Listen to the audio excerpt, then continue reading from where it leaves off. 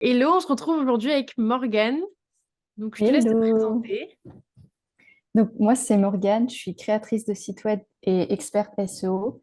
Et donc, ma mission, c'est de créer des sites web qui vont être optimisés pour le SEO et donc qui vont être visibles sur les moteurs de recherche par rapport à des mots-clés recherchés pour les entrepreneurs du web.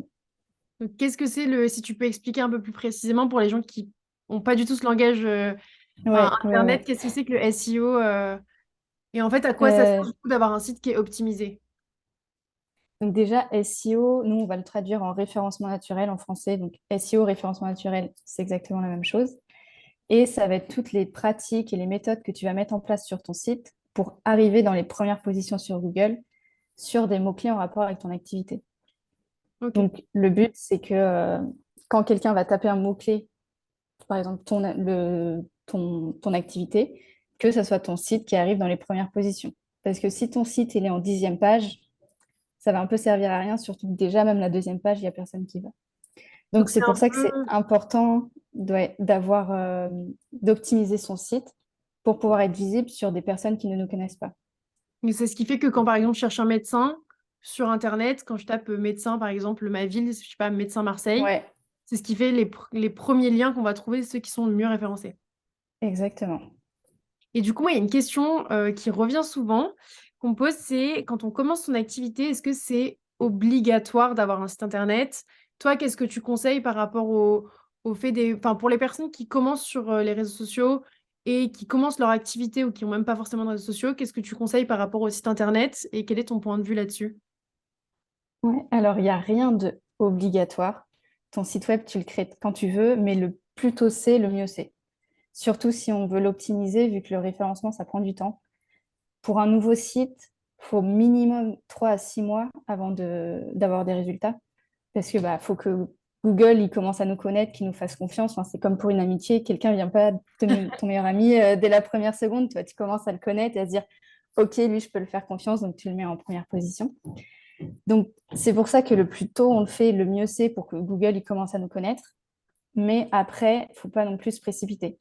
Parce que si tu n'es pas sûr des offres que tu as, si tu n'as pas de charte graphique, tu n'as pas vraiment de positionnement, ça ne sert à rien de créer ton site parce que tu vas le changer toutes les semaines et ça va servir à rien. Donc, pour moi, il faut créer son site quand derrière, en fait, tu as un objectif où tu vas avoir besoin d'un site et que tu as les bases de ton business qui sont solides.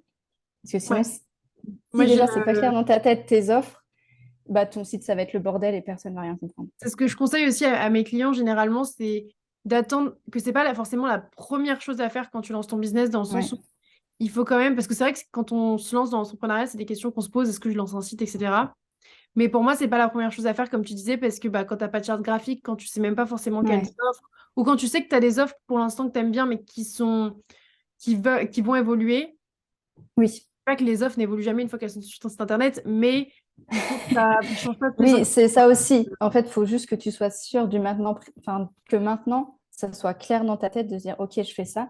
Mais si dans 3 mois, tu changes d'offre, bah, ton site, il va évoluer en même temps. Un site n'est pas fixe et évidemment qu'il va évoluer. Faut que tu en prennes soin et que régulièrement, tu mettes bien à jour toutes tes informations.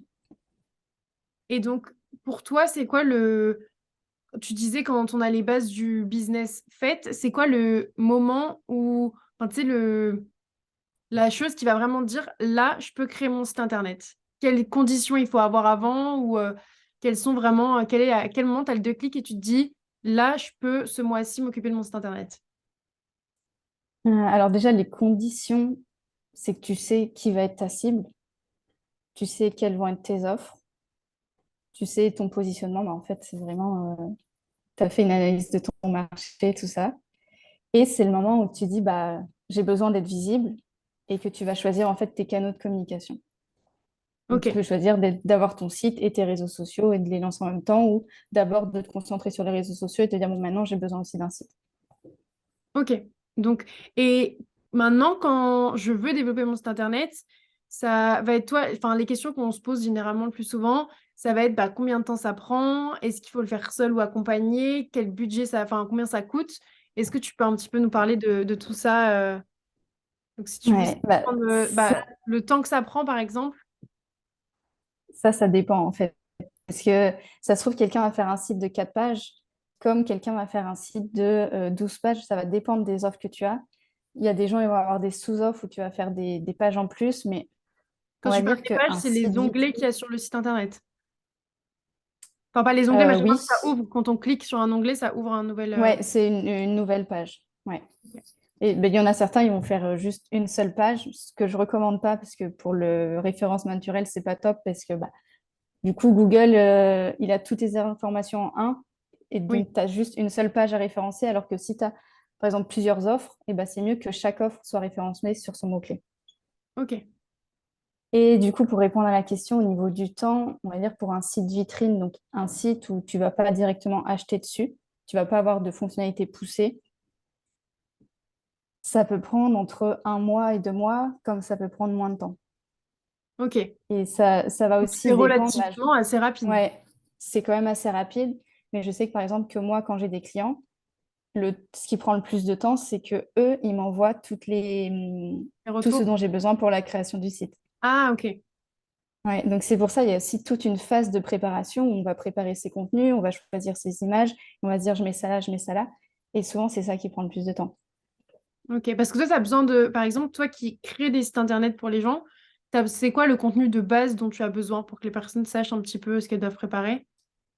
Je C'est vais la avoir besoin de la charte graphique, des images et des textes.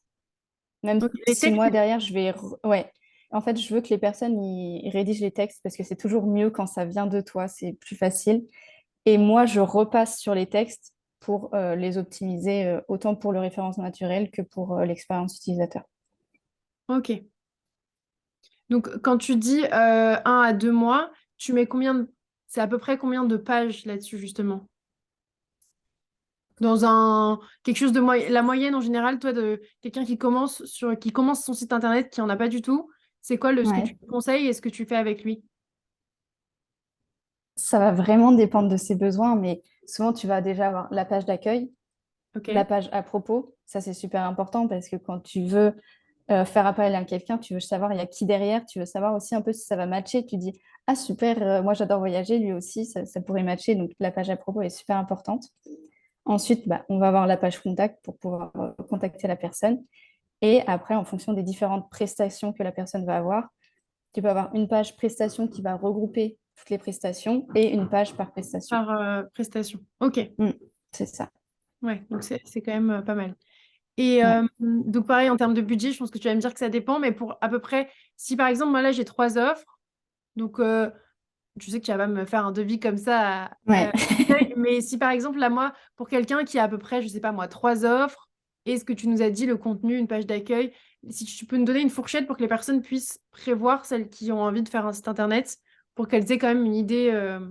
Parce que c'est vrai que, Ouais. ouais, enfin, moi, ce que j'ai vu sur Internet en faisant mes recherches au début, c'est que tu peux soit le faire gratuitement, on en parlera après de le faire soi-même, mais gratuitement pour 0 € et ça, t'as des trucs qui montent jusqu'à 10 000 €, quoi. Donc, pour avoir Oui, un peu plus c'est de ça. précision, quoi. Donc, Et puis, ça va dépendre avec qui tu le fais. Et je sais que moi, je vais les faire à partir de 2 000 € parce ok. que j'ai toute l'optimisation SEO derrière aussi. Alors que tu as Ok. d'autres personnes qui vont peut-être des fois être plus chères que moi ou moins chères que moi, mais il n'y aura pas cette optimisation SEO. Mais pour moi, c'est deux choses qui vont ensemble. Je trouve ça important que quand tu crées le site, directement, bah, tu fasses l'optimisation SEO pour que Google, quand il, quand il connaît ton site dès le début, il a déjà les bonnes pratiques. Ok. Mais Ouais, donc du toi, coup, donc, ouais, tu ça va fais tourner à autour de partir de 2000 deux mille euros. euros. Ok. Ouais. Et du coup, seul ou accompagné, parce que enfin, il y a pas mal de personnes qui me demandent, moi, est-ce qu'il vaut mieux le faire seul? Parce que maintenant, il y a des solutions qui existent comme on Mm. voit souvent, enfin, moi, je vois souvent la pub Wix qui permet de faire les Ouais. sites soi-même. Mais à côté de ça, il y a aussi pas mal de personnes qui développent des sites internet. Donc, quelles sont les contraintes, les avantages? Et pour une personne qui commence, bah, enfin, qu'est-ce que tu lui conseilles de faire? Si une personne veut le faire seule, qu'elle se renseigne bien sur déjà la solution qu'elle va prendre. Parce que si elle prend Wix, souvent, bah, Wix, ça met en avant que c'est facile de créer. Tu peux créer hyper rapidement, sauf que derrière, dès que tu veux rajouter des choses, tu vas payer en plus. Donc, tu as un forfait au Mm. mois. Et puis, bah, au début, tu te dis, ça va, c'est 10 € par mois, mais sauf que mois par mois par mois, puis ensuite, tu veux rajouter autre chose, ça revient à cher. Et souvent aussi, au niveau du référencement, c'est pas ce qui est le mieux. Donc, moi, ce que je recommande, c'est WordPress. Et Ok. lui, ce qui est bien, c'est qu'il est complètement gratuit. Il y a juste l'hébergement et le nom de domaine à prendre à côté, qui est à peu près 80 € par an. Ok. Donc en soi, ça va. Les Alors que deux sur Wix, pour des fois, tu chacun. arrives à... Oui, Les, attends, j'ai les pas deux, entendu c'est ta 80 question. euros par an? Ouais, les deux. La plupart des hébergements, ils vont comprendre le nom de domaine dans l'hébergement. Ok. Et tu peux en trouver des moins chers comme des plus chers, mais en moyenne, c'est 80 €. Ok.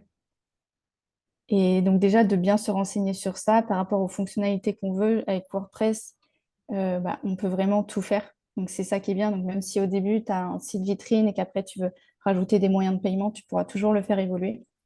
Donc ça, c'est pareil. Si on choisit, donc ça, c'est le CMS. Donc Wix, WordPress, même Squarespace, Webflow sont des CMS qui va te permettre de créer ton site. Et du coup, pour le choisir, il faut bien que tu regardes toutes les fonctionnalités que tu as et que tu penses au long terme et à te À dire, l'avenir. OK, pour l'instant, moi, je veux juste 3 pages, mais si plus tard, tu veux mettre la réservation en place sur ton site, il faut vérifier que ton CMS te permet de le faire. Sinon, au bout d'1 an ou 2 ans, tu vas dire, il faut que tout je recommence parce qu'il faut que je change de CMS. Et comment Donc, ça toi, se passe justement c'est penser au long terme. pour ces personnes qui ont peut-être déjà un site internet et qui se rendent compte que c'est plus forcément, ça va plus avec ce qu'elles ont envie de faire et pour changer, toi, c'est quelque chose que tu fais? Comment ça, elles peuvent le faire seules? Comment ça se passe dans ce cas-là? Alors, si par exemple, elles l'ont fait avec Wix, Wix, il garde les données. En fait, le gros problème avec Wix, c'est que ton site ne t'appartient pas. Donc, si tu veux le transférer sur WordPress, tu vas perdre des choses, tu vas perdre ton référencement, tu vas tout perdre. En fait, c'est comme si tu recommences à zéro. C'est ça. Alors qu'avec WordPress, ton site t'appartient. Au niveau de Squarespace, je crois que tu peux faire un changement entre les deux. J'ai encore jamais fait. Toi, c'est vraiment Mais WordPress que tu recommandes. ouais, ouais, ouais. Ok. Mais il y a toujours un moyen de transférer, mais souvent, en fait, tu vas perdre. Si déjà tu as travaillé le référencement, tu vas perdre du référencement. Mais donc, c'est mieux de directement se dire, OK, c'est quoi la meilleure solution pour le long terme? Et donc, pour toutes les personnes qui ont un site internet, donc si c'est sur WordPress par exemple, et si elles l'ont fait faire, qui peut faire les modifs? Parce que la personne qui le fait, généralement, tu n'as pas forcément de contact après toute ta vie avec la personne qui a fait ton site internet. Oui. Si tu as besoin de faire des modifications sur ton site internet, comment ça se passe? Alors, moi, avec les clients que j'ai, je fais toujours une formation de prise en main. Donc, pendant 1 heure, on est en vision et je leur montre tout comment faire. Plus, je leur mets à disposition des vidéos tutos. Par exemple, ils ne se souviennent plus où il y a un truc pour vraiment avoir la main dessus parce que c'est chiant si tu veux juste modifier une image ou la bouger, de devoir le contacter, de dire s'il te plaît, est-ce que tu peux me bouger mon image? Donc, ça dépend à qui tu fais appel. Il y en a, ils vont faire exprès de faire en sorte que tu puisses rien bouger pour que tu reviennes Ouais, pour que toujours tu les vers eux. rappelles. Mais ça, c'est assez chiant. Donc, moi, je fais toujours en sorte que la personne puisse prendre en main son site parce qu'un site, ça va tout le temps évoluer et c'est super important qu'elle le gère derrière. Ok. Et est-ce que avec quel site, par exemple, on peut relier sa base de données client? Par exemple, si là, moi, actuellement, si je prends mon exemple, je suis sur System.io qui me permet de Ouais. gérer toute ma base de données, ma newsletter, mes pages de vente, mais j'ai pas de site internet à proprement parler. Et si demain je veux avoir un site internet, est-ce que c'est possible de relier, c'est pour ceux qui utilisent Podia, System.io, ClickFunnels, etc., de relier ça avec un site internet? Oui, tu peux le relier avec n'importe quel outil qui va te fournir en fait un code, un bout de code que tu vas mettre sur ton site. Si par exemple, tu as créé ton formulaire sur system.io qui est relié à ta base de données, tu vas juste prendre le bout de code que tu vas mettre sur WordPress et WordPress, avec le code, en fait, il va pouvoir reprendre ton formulaire Donc, tu n'as pas et tout besoin de tout sera facilement recommencer. relié. Non, du tout. Tu peux garder forcément la même base de clients, etc. Oui, oui, oui. Ouais. Ok.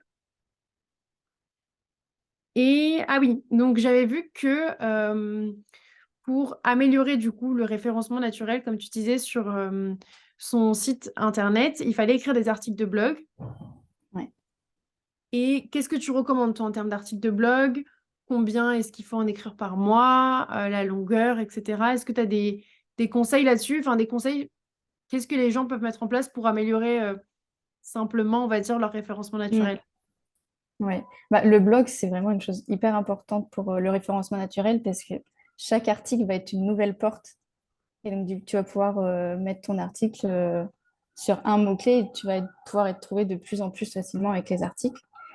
Et donc, l'idéal, ça serait d'en faire, on va dire, un par semaine, Ok, surtout au début pour que Google il commence à te connaître. Si tu arrives à suivre tout le temps le rythme, c'est bien, mais pendant au moins que tu suives ton rythme de un par semaine ou deux par mois si vraiment c'est dur. Mais si tu veux commencer à te faire connaître, c'est bien d'être régulier et d'en faire ouais, deux à quatre par semaine. par mois. Après, au niveau... oui, par mois. Ah bah après, par semaine aussi, c'est encore mieux. Plus t'en fais, mieux c'est. Et après, au niveau de la longueur, alors minimum, moi, ce que je recommande, c'est au moins de faire 800 mots. Ok. Et après, ça va dépendre des concurrents que tu as déjà sur le même sujet d'article de blog.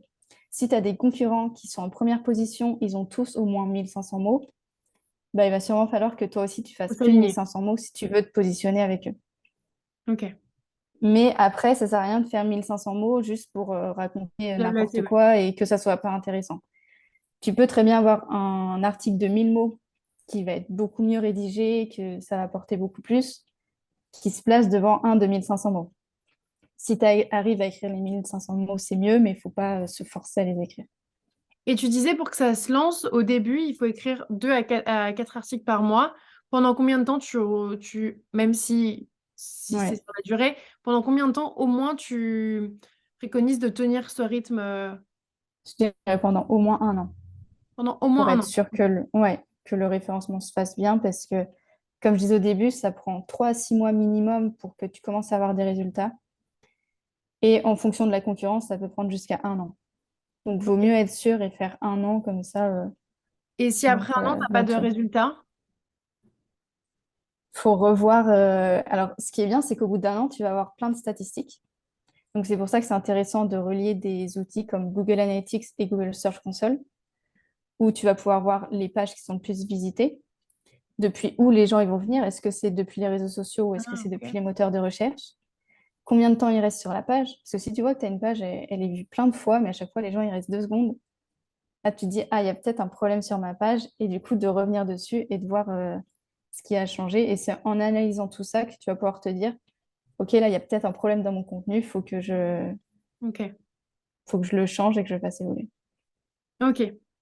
Et est-ce que pour ces articles de blog, on peut utiliser, enfin, en ce moment, on voit pas mal passer tout ce qui est intelligence artificielle, etc. Chat GPT.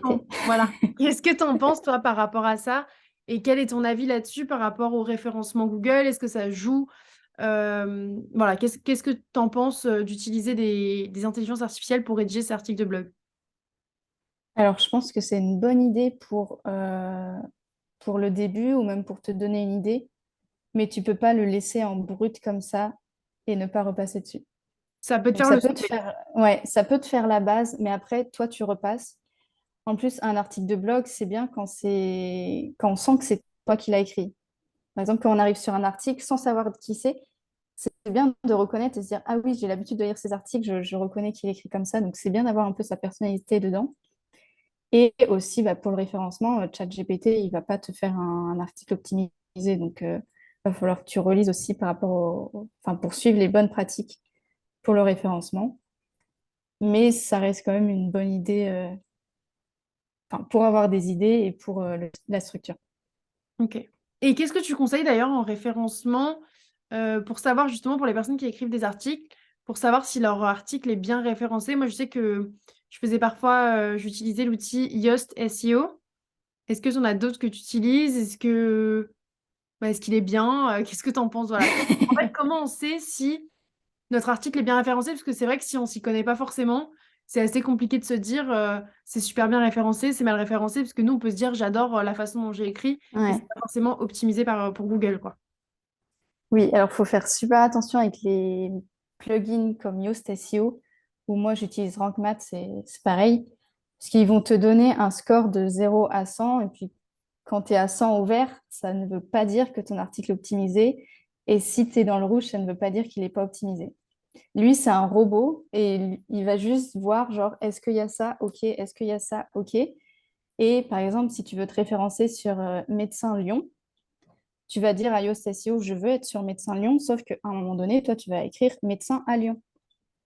Et lui, il va se dire, bah non, du coup, c'est pas Médecin Lyon parce qu'il y a un A au milieu. Donc, il va se dire c'est mal référencé, alors qu'en soi, nous, c'est juste naturel de dire à Lyon, Google, il le comprend très bien. Enfin, tous les petits déterminants, il les comprend. Et du coup, il va peut-être te dire que c'est mal, alors qu'au contraire, tu l'as bien utilisé. Et pareil, si tu mets médecin Lyon, médecin Lyon, médecin Lyon, médecin Lyon partout, lui, il va te dire super, tu as bien optimisé ton article, mais quelqu'un qui le lit, il va se dire mais je comprends rien, tu as écrit des médecins Lyon partout. Donc, ça ne veut pas spécialement dire que c'est bien optimisé ou pas, mais ça va te donner, on va dire, des idées pour bien référencer. Il va te dire, bah, il faut que ton mot-clé soit, par exemple, dans ta balise title, qu'il soit dans ta balise méta-description, mais c'est juste des indicateurs. Donc toi, par exemple, si demain tu écris un article sur le référencement naturel et le SEO, si tu écris SEO, référencement naturel, qui veulent dire la même chose, juste de l'anglais au français, il va pas forcément comprendre que c'est la même chose, lui. C'est ça. Lui, c'est juste un robot. Alors que Google, lui, va le comprendre. Ok. Ouais. Et Donc, est-ce que pour ça peut clôturer... aider, mais il faut faire attention. Ouais. Ok. Bah merci. Est-ce que pour clôturer tout ça, tu as des petits conseils à donner aux personnes bah, qui ont un site internet, qui veulent l'améliorer ou qui cherchent à en faire un? Et de nous parler aussi de toi, ce que tu proposes après pour les personnes qui sont intéressées. Ouais. Alors, pour des conseils, je pourrais en donner plein, mais ça va aussi dépendre Du des sites, statut. des personnes, des besoins, tout ça. Donc, c'est un peu compliqué d'en donner. Mais après, moi, ce que je propose comme offre, donc déjà, j'ai l'offre de création de site web qui va être optimisée SEO, comme j'en parlais, à 2000 euros. Enfin, à partir de 2000 euros, parce que s'il y a des fonctionnalités en plus, ça peut être plus cher. Et pour ceux qui ont des sites, déjà, moi, ce que je propose, c'est un audit SEO où je vais pouvoir regarder tout le site et dire bah, tout ce qui est bien fait et tout ce qui peut être amélioré pour se référencer sur les mots-clés qu'ils souhaitent. Donc Ok, ça peut être pas mal pour avoir une idée de se dire, ah oui, c'est vrai que là, sur cette page, je pourrais améliorer ça, ça, ça, ça, ça. Et donc, au moins, tu as toutes les clés pour te dire, bon, pour être bien référencé, il faut que je mette tout ça en place. Et après, je fais aussi de l'optimisation page par page. Donc, par exemple, s'il y a quelqu'un qui écrit des articles, mais qui ne sait pas comment les référencer, bah, une fois que son article est écrit, moi, je vais pouvoir repasser dessus et l'optimiser pour le mot-clé voulu. ok, c'est génial ça. Et est-ce que du Ouais. coup, bah, tu as un site internet où on peut retrouver toutes ces informations? Non, bah, j'ai pas de site. Oui, c'est sur morganemarie.com. Ok, je mettrai tout ça en description. Bah, merci beaucoup en tout cas pour Bah, cette merci petite à toi de intervention m'avoir et pour tes invité. conseils. Avec plaisir. Avec plaisir.